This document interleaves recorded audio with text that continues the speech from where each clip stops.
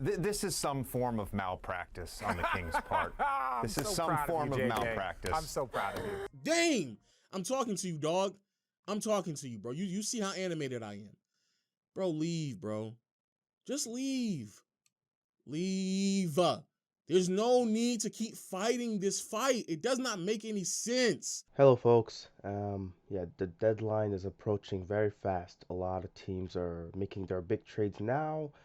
It's going to be getting more and more crazy. Yeah, I'm not a big trades guy. I don't talk too much about the deadline because I don't want to sound too much like an imposter.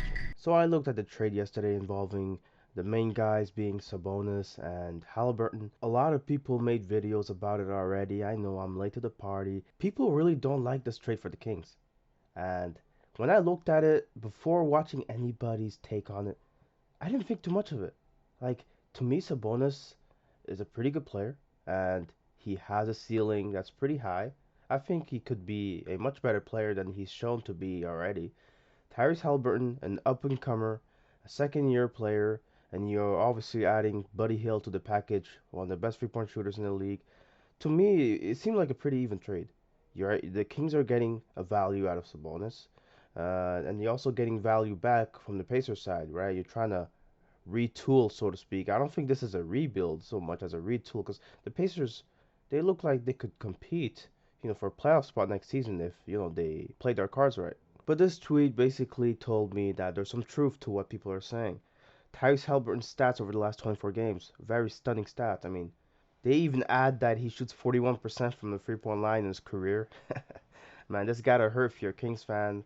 But he's been doing some shady stuff off the court, getting involved in these shady scam NFTs. I mean, why do people do this, man? Can y'all just stop for a second? Now, he did send his regards to the Kings fans, and it's a nice message. I think it does seem like he's genuine here. I don't think he's a bad guy or anything, just because he shills NFTs in his personal life. That's his personal life. But what I've seen from him on the court during interviews was someone that had a positive outlook even when things went terribly wrong.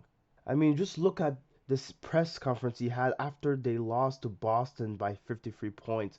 You could see it in his face. He was not happy, but he said all the right things, and he just made you feel like he was going to be the captain that was going to right the ship. Obviously the Kings haven't won in the past, haven't been in the playoffs in whatever 15 years, but I refuse to let the the culture of what the Kings have been in the past, take over who I am as a person. And it's obviously dark right now. We're not where we want to be, but there's still a lot of season left. Throughout this year, and I'm a member of the Sacramento Kings, so I'm gonna help fix this. And I don't know how long it's gonna take. It ain't gonna be in a day. It ain't gonna be in a month, but I'm gonna be here, and we're gonna make it work. I promise that. What makes this sad to me is this man is in his second year. He's playing great basketball, and he simply wants to be part of the change that gets this team back on a winning track. He didn't just want to get the monkey off his back. He wanted to change things for the franchise. He wanted to be one of the key leaders of this team.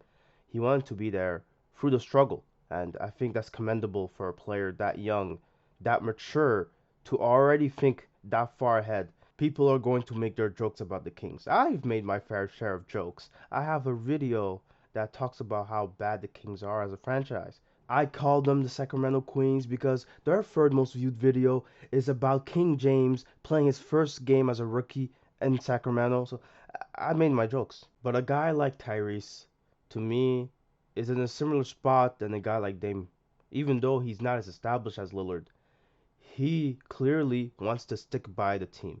He wants to stick by the cause. He wants to go through the struggle so that they can one day, someday, get to a position where they can contend for a ring. That's something that a lot of players think about. They think, if I'm in the position that Damian Lillard is, would I leave? Would I stay?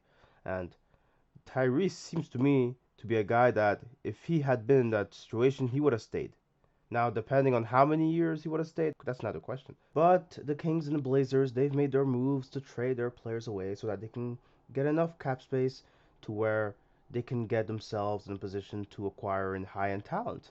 Now, that all sounds great in theory, but dog, let's be honest.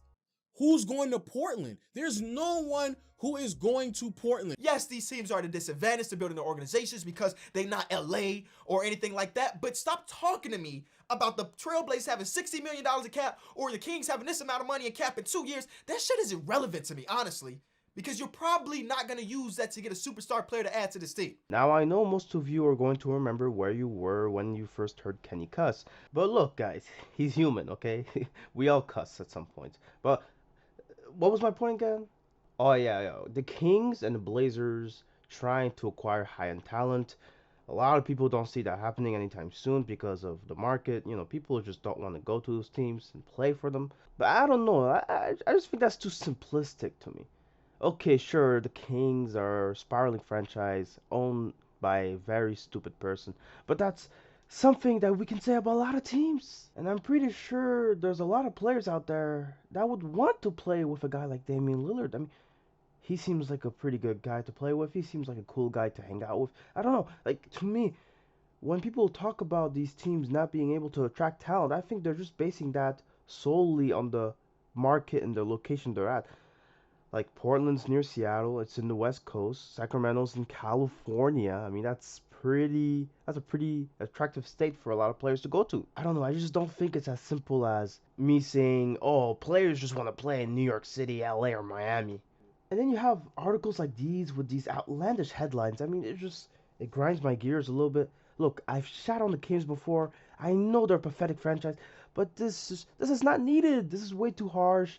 And Sabonis, he's gonna add some value to this team at the end of the day. I'm pretty sure they could make it to the play-in. Okay, I'm dragging this a bit too much. I just want to say though before I end this, thank you guys for watching that last video and supporting it. I mean, I gained over 30 subs in that video alone. I mean, that was just beautiful. I couldn't believe it, and I wasn't expecting it, to be honest. And now I have to go catch up on some Demon Slayer. There's been way too many spoilers out there that I've had to avoid. Bye bye.